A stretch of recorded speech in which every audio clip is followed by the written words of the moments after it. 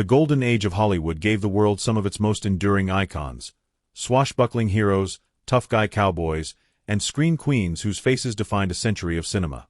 But behind the studio lighting and the carefully managed publicity machine, the era also protected some deeply troubling behavior. Powerful studios controlled the press, paid off witnesses, and buried scandals that would end careers today. This is a look at 6 of Hollywood's most controversial legends, not through invented commentary or dramatized dialogue, but through the documented record, trial transcripts, published interviews, biographies, and the accounts of people who worked alongside them. Some of what follows was proven in a court of law. Some remains allegation, never tested or confirmed. Where that distinction matters, it's made explicit. Before Errol Flynn became a symbol of scandal, he was simply one of the biggest stars in the world. Born in Tasmania in 1909, Flynn arrived in Hollywood in the mid-1930s and became an instant sensation after Captain Blood in 1935, followed by The Adventures of Robin Hood. He was the studio system's ideal leading man: handsome, athletic, and effortlessly charming on screen. Off-screen, his reputation was far more complicated. In late 1942, 2 teenage girls, 17-year-old Peggy Satterlee and 17-year-old Betty Hansen, accused Flynn of statutory rape. Cite index equals 8-1. The case initially went before a grand jury but was dismissed for lack of evidence, though the newly elected district attorney decided to pursue the matter by combining both complaints. Cite Flynn was arrested and charged, and the trial that followed, running from January into early February 1943, became a national sensation. Cite index equals 4-1. The accusations stemmed from incidents involving the 2 young women, who alleged that Flynn had engaged in sexual acts with them when they were minors, and the trial lasted 21 days. Cite Flynn hired Jerry Geisler, one of the most formidable defense attorneys in the country, whose strategy centered on discrediting the accusers rather than disputing the underlying facts. Cite index equals 5-1. In the clinical language used in the courtroom, the defense picked apart the young women's personal histories in front of the jury and the press, and salacious details filled the newspapers of a war-weary public. Cite index equals 8-1. The jury deliberated overnight and found Flynn not guilty, with the jury foreman later remarking that they felt there had been other men in the girls' lives and simply couldn't believe their stories. Cite index equals 9-1. The Los Angeles jury acquitted the 33-year-old actor of all 3 counts of statutory rape on February 6, 1943. Cite the verdict didn't damage Flynn's popularity. If anything, it cemented the phrase, "in like Flynn," as slang for effortless success, a grim irony given what the trial had actually been about. Flynn's health declined rapidly in the years that followed, worn down by decades of heavy drinking. He died in 1959 at age 50. The trial remains one of the clearest examples of how the studio-era publicity machine and celebrity defense counsel could reshape public perception of serious allegations, regardless of the underlying facts. Kirk Douglas built one of the most respected careers in Hollywood history, from Spartacus to Paths of Glory, and was widely credited with helping break the industry blacklist of the McCarthy era. Born Isser Danielovich in 1916 to poor Belarusian immigrant parents, his rise was framed for decades as a classic American success story. That legacy was complicated in 2021, a year after Douglas's death at age 103, when his sister-in-law by association, actress Lana Wood, the younger sister of Natalie Wood, published a memoir titled Little Sister: My Investigation into the Mysterious Death of Natalie Wood. Cite index equals 26-1. In the book, Lana Wood alleged that Douglas sexually assaulted Natalie Wood in the summer of 1955, while Natalie was filming The Searchers, during a meeting at the Chateau Marmont Hotel that had been arranged by their mother in hopes it would help launch Natalie's career. Cite index equals 26-1. Lana Wood, who was 8 years old at the time and waiting in the car, wrote that Natalie returned looking disheveled and upset, and that she and their mother began whispering urgently to each other. Cite index equals 27-1. According to the book, Natalie did not tell her sister what had happened until they were both adults, at which point she described being brought into Douglas's suite and said simply, "He hurt me." Cite index equals 24-1. Biographer Suzanne Finstad had written about the same alleged assault years earlier, in a reissued biography of Wood, without naming the attacker, describing him only as one of Wood's childhood idols, a powerful, married movie star more than 20 years her senior. It's important to be precise about what this is.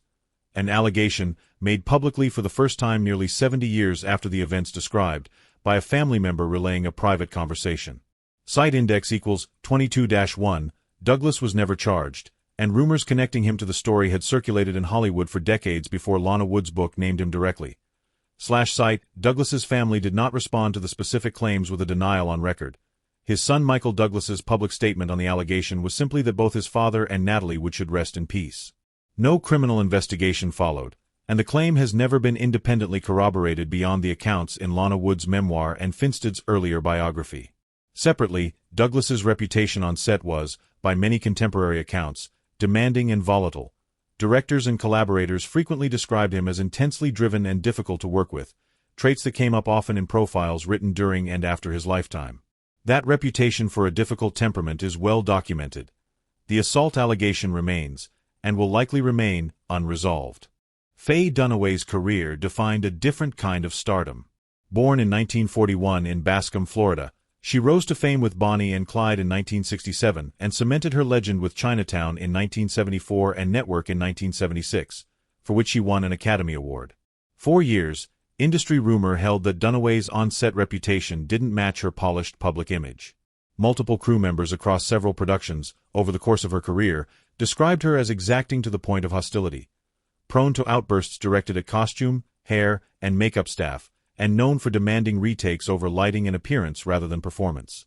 These accounts appeared in entertainment trade coverage and later biographical profiles over the decades, though Dunaway herself has publicly disputed the difficult label, attributing it in interviews to a double standard applied to demanding women in an industry that tolerated the same behavior from men. Her most scrutinized production remains 1981's Mommy Dearest, in which she played Joan Crawford, a role now remembered as much for its campy notoriety as for its performance. The behind-the-scenes friction on that set, including reported tension between Dunaway and the crew, has been written about extensively in entertainment retrospectives in the decades since, feeding into the broader narrative around her reputation. By the 2000s, that reputation had measurably affected her career opportunities, with directors and producers in interviews citing her as someone they were reluctant to work with. In 2011, Dunaway's brief stint in the off-Broadway revival of Tea at 5 ended abruptly amid reported clashes with the production, generating further tabloid coverage. Whatever the precise truth behind any individual anecdote, the pattern of industry avoidance was real and well documented in trade press by the last decades of her career. Few actors were more thoroughly identified with a national image than John Wayne. Born Marion Morrison in Iowa in 1907, he became, over 5 decades and more than 170 films, the defining face of the American Western, and, for many, a stand-in for a certain idea of rugged American masculinity itself. Wayne's most consequential controversy wasn't a criminal case but his own words. Site index equals 16-1. In a May 1971 Playboy interview conducted by Richard Warren Lewis, Wayne stated plainly, "I believe in white supremacy," and said of black Americans, "We can't all of a sudden get down on our knees and turn everything over to the leadership of the blacks." Site index equals 16-1. He added that he didn't believe in giving authority to what he called irresponsible people, and, addressing the legacy of slavery, said, "I don't feel guilty about the fact that 5 or 10 generations ago these people were slaves." Site index equals 16-1. On Native Americans, Wayne told the magazine, "I don't feel we did wrong in taking this great country away from them," describing the displacement as just a matter of survival because, in his words, there were great numbers of people who needed new land, and the Indians were selfishly trying to keep it for themselves. The interview sat largely dormant in the public consciousness for decades until it resurfaced on social media in 2019, sparking widespread reappraisal of Wayne's legacy. Site index equals 19-1.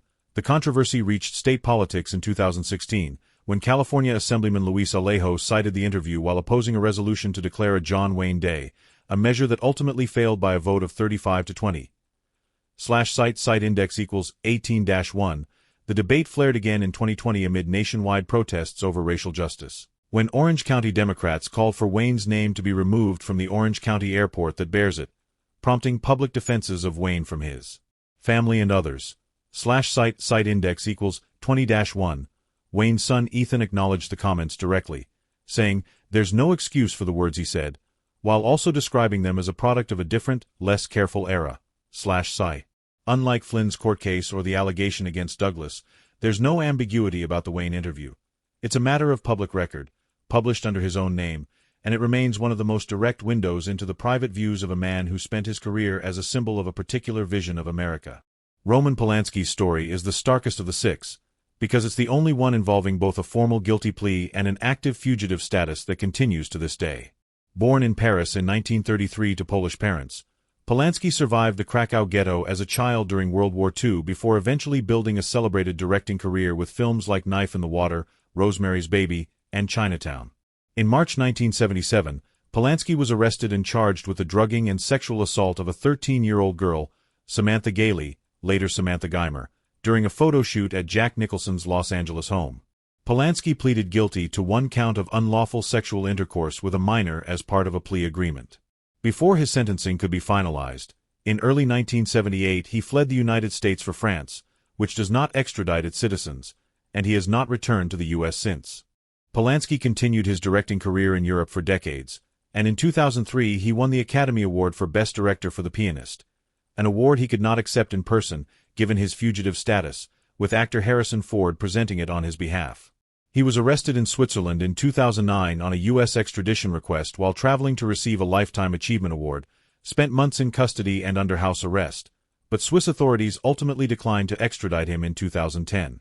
In 2020, protests erupted in France after Polanski won the César Award for Best Director for An Officer and a Spy, with several attendees, including actress Adele Haenel, walking out of the ceremony in objection. Geimer herself has, in later years, publicly stated that she has forgiven Polanski and wishes the case would be dropped, while also being critical of how the legal system and media handled the case at the time. Polanski's situation remains legally unresolved in the United States more than 4 decades after his plea, a case that is neither closed nor forgotten, and one that continues to divide opinion within the film industry between those who separate the art from the artist and those who argue that his continued honors normalize the underlying conviction. Mickey Rooney's arc is less about a single scandal and more about a slow, well-documented unraveling.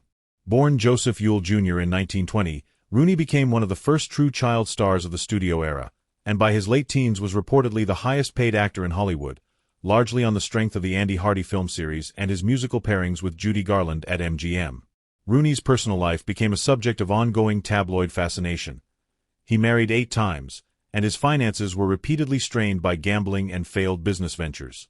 His difficulties culminated publicly in 2011, when Rooney, then 90 years old, testified before the U.S. Senate Special Committee on Aging about elder financial abuse. He told the committee he had been a victim of manipulation and exploitation by family members who controlled his finances, isolating him and, by his account, withholding food and medication, testimony that became a significant moment in the national conversation about elder abuse.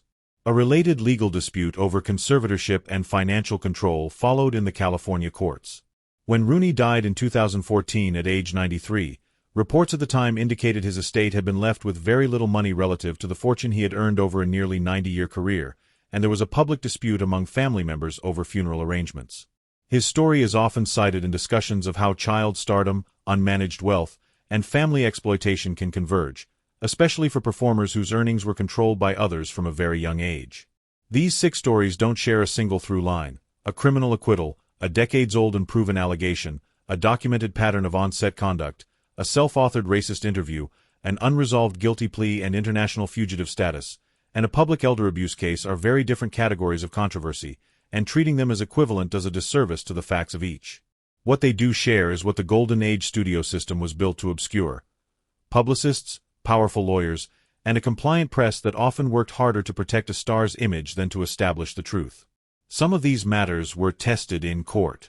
Others remain contested to this day, and deserve to be described with that uncertainty intact rather than flattened into a tidy verdict. The historical record on each is public and available for anyone who wants to read further. Court transcripts, congressional testimony, published interviews, and the memoirs of those closest to the people involved.